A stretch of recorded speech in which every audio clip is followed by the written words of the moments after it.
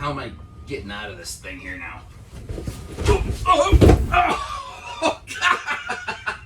Yeah, I do my own stunts.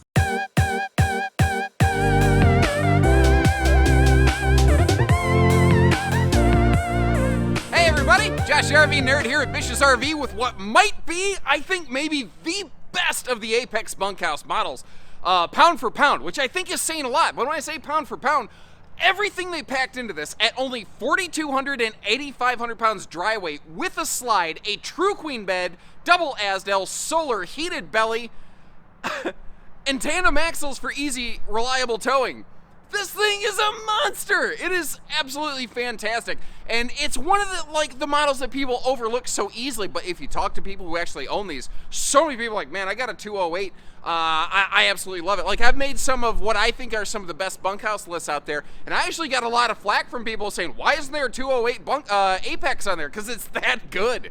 One of the interesting things on this one is its narrow body, but it doesn't look it, it doesn't feel it. It looks and feels as big as any 8-foot wide standard body camper, but it's smaller, it's easier towing, and again, at less than 4,300 pounds, it opens up doors to so many lighter duty vehicles that a big traditional bunkhouse just couldn't handle, yet it still brings a lot of big features. The slide adds the space. Again, it does have a true queen bed, albeit a bendy bed, which is not necessarily my favorite, but the way Apex did it, they did something almost nobody else does. When you're during the day with a windshield, most Murphy beds cover the windshield, and it's stupid and you lose it. Not with an Apex. Whether the bed is up or down, as it were, it doesn't matter. You still get to use that front windshield, or you can use the privacy shader or stuff a pillow up there and block it off. I don't know. Whatever works for you guys. But it is, oh man, it has fantastic travel access too. Little mini camp kitchen. It's 10 pounds of camper in a 5-pound sack, man. And you'll probably hear me say it 100 times and then 100 times more. What is so cool about these is they are built a little bit smaller. It is a narrow body camper, but it doesn't look and feel that because I think they're so good about putting these just giant windows in whenever they can. Then you couple that with the generally lighter color palette in here and the fact that even though it's a conventional 6.5-foot sidewall, it does have a vaulted roof system that does bubble up in the middle a little bit. And I mean, it feels very large, very comfortable in here. And that's what's so crazy about this. It's a smaller, lighter series camper that brings a lot of big RV features and feels to the table. One of those is a pretty cool quality in that it does have a 60 by 80 true queen Murphy bed here. And I'd like to give you a quick demo of that so you can kind of see how it operates and how you can size it up. I tell you what, this would all be a lot easier if I wasn't so tall and the beds weren't all the way down here. So I'm going to be kind of hunched over. My head might pop off the screen at some point. I don't know. Anyway, first of all, just to give you a sizing thing, and here's a question for you. What do you think about these Murphy sofas with no armrests? On one hand, I like that I can walk around the bed more easily. On the other hand, I'm a leaner, and I keep trying to figure out where I'm going to be, and I guess I would probably just sort of be arms relaxed back like this. Although, to be fair, when I camp most of the time, I want to be outside. But on a rainy day, the space that this can give you is awesome. But that's the thing. You don't have to use this as a Murphy bed, as a Murphy sofa. And I'm going to show you what I mean here. First, I'm going to do my Mr. Rogers routine because I'm going to climb on someone's bed and I don't want to leave footprints everywhere. Secondly, this is just a common jackknife sofa right here. We're going to see all the storage around this in a minute. And this is a bendy bed. It's mechanically not my favorite method of bed, but it provides the best storage of any kind of Murphy bed. And that's the thing. Did you notice that most RVs with Murphy beds, like I love Rockwood and Flagstaff, but during the day, when their bed is up and you're using the sofa, you lose the windshield. So it's largely just eye candy from the outside. In this setup, you maintain that windshield, which helps make the whole camper look and feel bigger, like we've talked about. Now, what's really uncommon and more unique about this is it is a folding mattress, but it's twin 40-inch sections. This is a true queen bed. And that means that if you don't want to use it as a Murphy, you could just replace this mattress with a 60 by 80 queen bed of your choice and just not worry about it. Is the slide. I will see if the slide can close when the bed is down before we head outside, so stay tuned for that. But just to kind of give you a size, Dead by the light. I got all revved up like a deuce over here. Another runner in the night. I just got done telling you about the windshield, then I blind myself with it. That's just about par for the course, you know what I mean? Now, the thing with this style of bed is it does kind of require that you remake the bed every day. I'm over here flashing my butt to the camera. Or, well, what butt? I mean, let's be fair. If we're calling a spade, a duck, Josh the RV nerd ain't got no butt. This baby ain't got no back. I just had a thought. Obviously, my train of thought just jumped the tracks.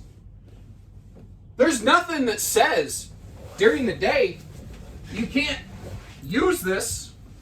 Like maybe like a day bed. If you got a baby, you could finagle some kind of safety rail system, stuff some pillows in here so baby don't roll out or nothing like that. You could have the kiddo right next door. This could be fun little dog day bed. Yeah, my dog loves to just sit there and look out the window. Like, there's different ways you could use this. What do you think about that idea? All right, how am I getting out of this thing here now?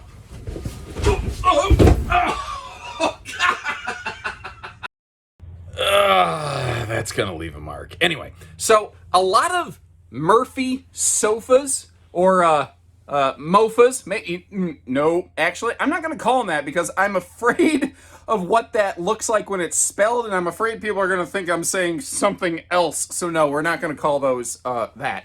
But what I'm getting at is they have storage below them, and this does, but you don't have to lift the top of the sofa to get to it. Now you can see those outlets over here, household, USB, and like a little, we used to call them cigarette lighter port when I grew up. What do we call that now? Like 12 volt power point? Like, what is the circular former cigarette lighter thing kind of called? Anyway, we have those on both sides. So they're easy to miss over here because you don't see them. I wanted to point that out. And you did notice privacy curtain here. How dark is this? Are we able to? Okay, we can see through it a little bit. But sometimes people say, it drives me crazy when a manufacturer doesn't use a fabric that's thick enough that you can't see through it. I guess I definitely understand that if you're going to use the bedroom area as a daytime changing room. I think that's probably what I would personally use the bathroom for. And at night, when there's no lights on, I think that curtain is going to be fairly private. Now, since it is just a curtain and it's not a door, there's not going to be any sort of audio privacy. So if you are attempting to fight the fitted sheet with your significant other, as it were, well then, yeah, I mean, you're not gonna have privacy. But I don't think you're camping in this camper to be fighting the fitted sheet with privacy. That's just my estimation there.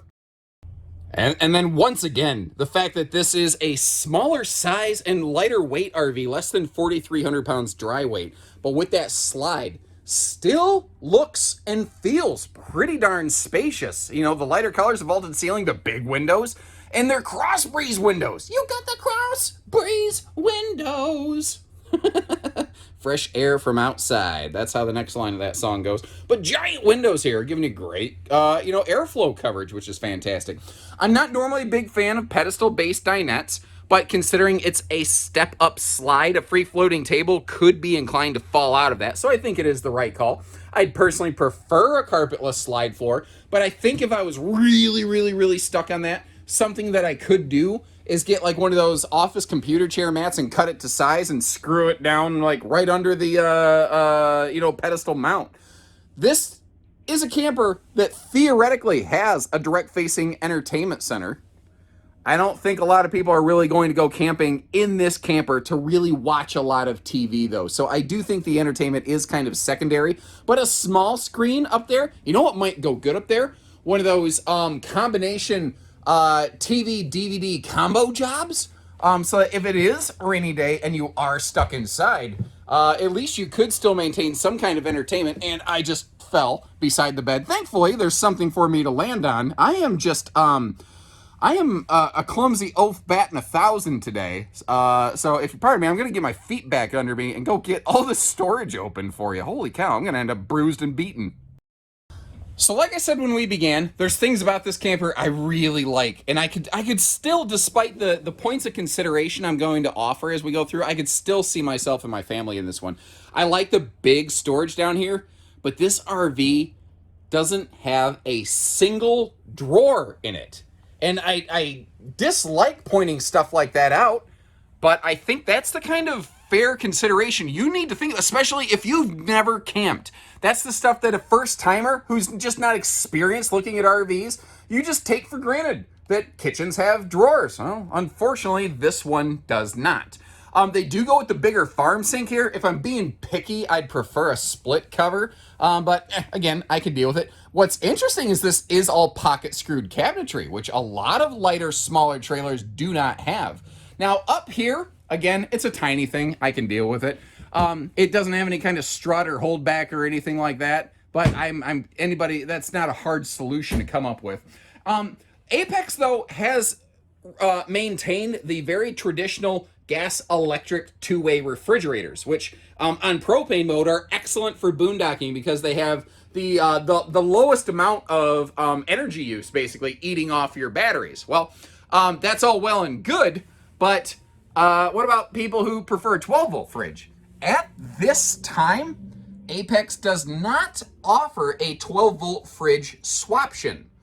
So personally, I feel, and keep in mind, I always like to say, I don't feel I'm an authority on things. I don't think that my word should be the way that it is.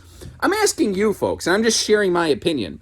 I feel that's a miss. I feel I would really like a 12-volt fridge option at least, but you tell me, is that the right way or the wrong way to go?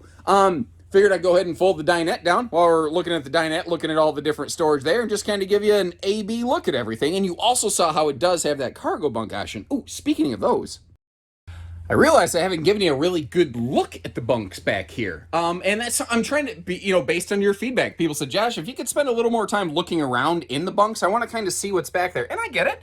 That makes sense. What's nice is they're very consistent on their bunks in these. The upper and lower bunks are treated the same.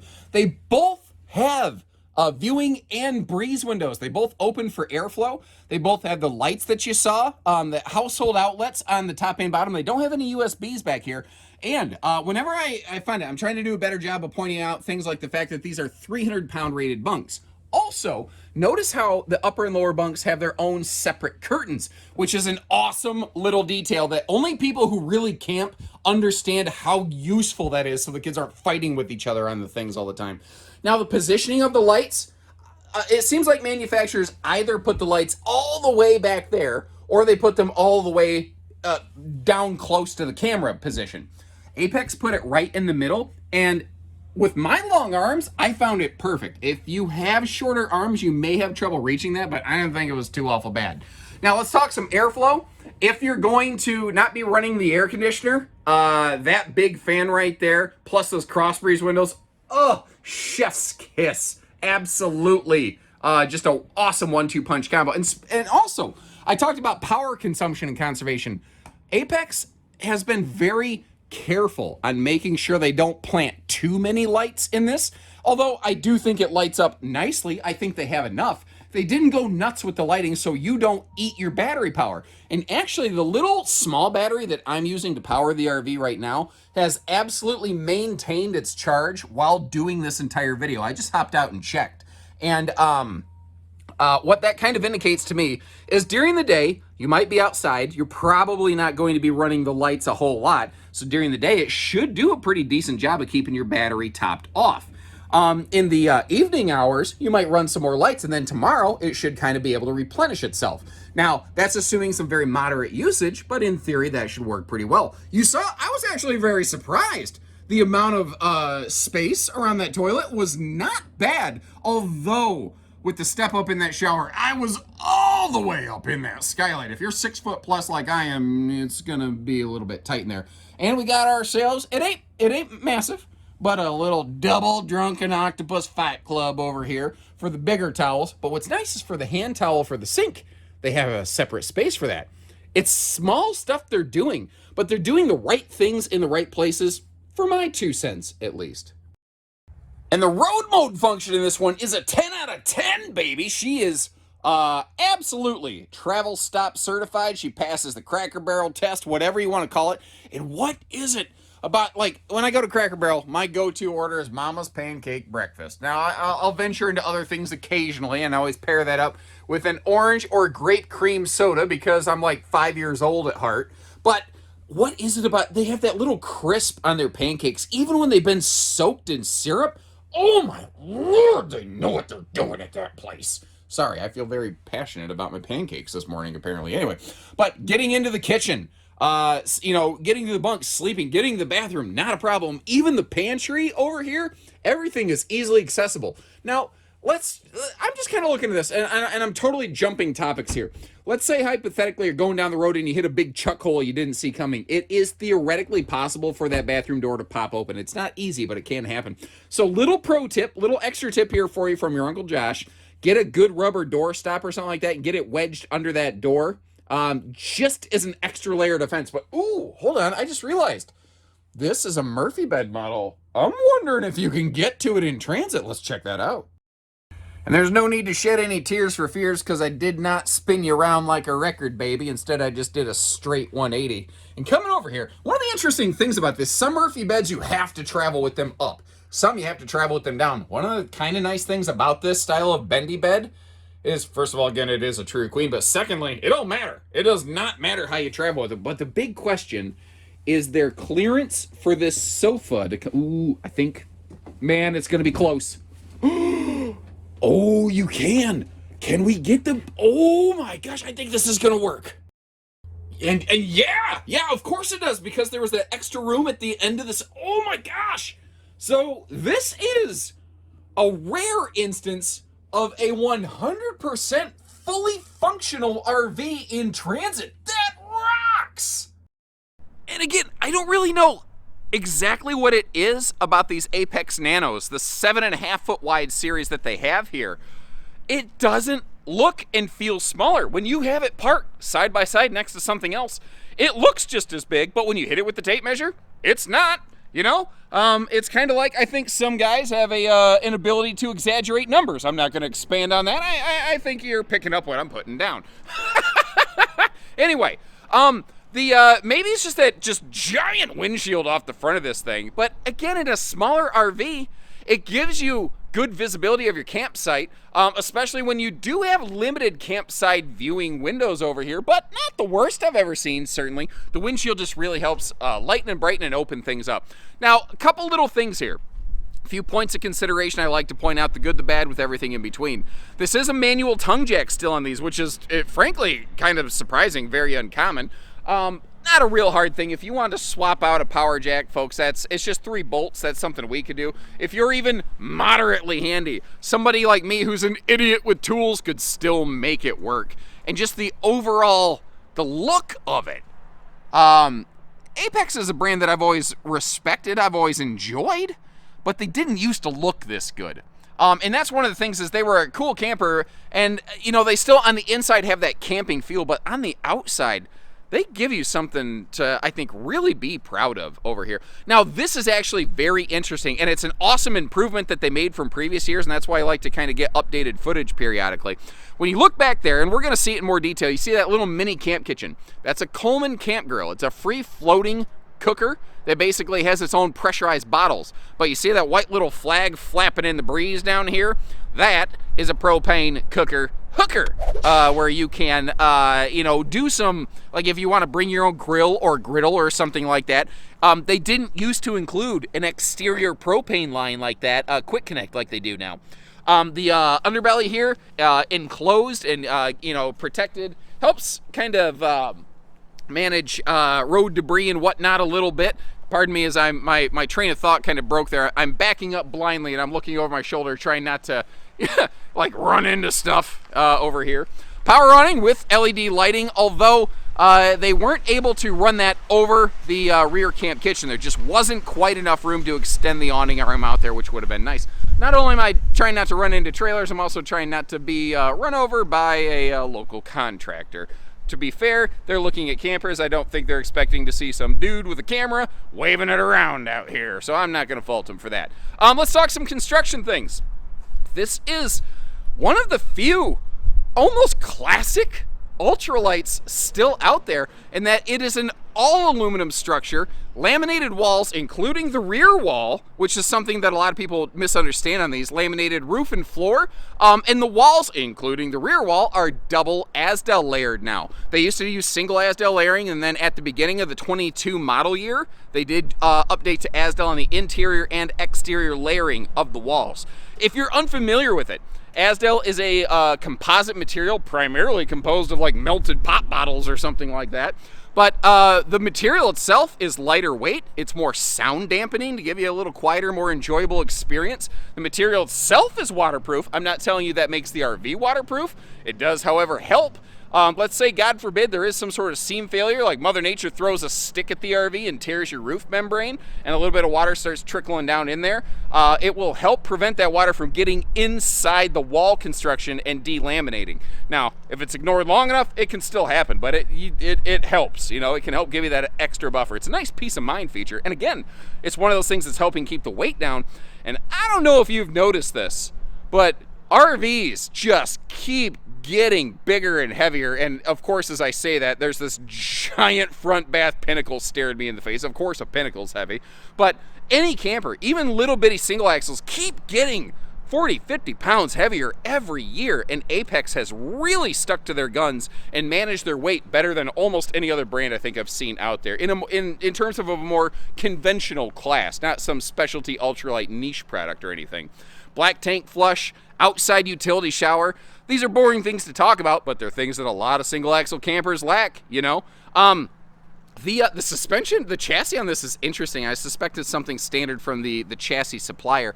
It actually has adjustable axle hangers, but I don't know why you would ever want to lower it unless you know, you have like a specific, let's say you're trying to park this thing like in a barn or a garage and you're fighting the overhead clearance. Well, that might be something that really benefits you right there. Once again, walking backwards, dodging mud puddles. I'm doing my own stunts today, folks.